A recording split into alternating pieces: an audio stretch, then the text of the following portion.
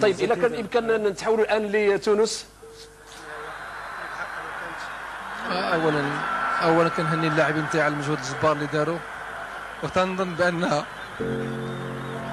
درنا كل ما امكن باش نجيبوا لا كوب للمغرب، ولكن اليوم ما كتبش. إذن بهذه الصور سيداتي السادتي ودموع يعني في عيون زكي الذي لم يتمالك أعصابه بسبب هذه النهاية التي في الواقع كانت نهاية ستكون لصالحنا. تحية بعثة التلفزة من تونس، وإلى اللقاء في انتظار بث مباشر آخر.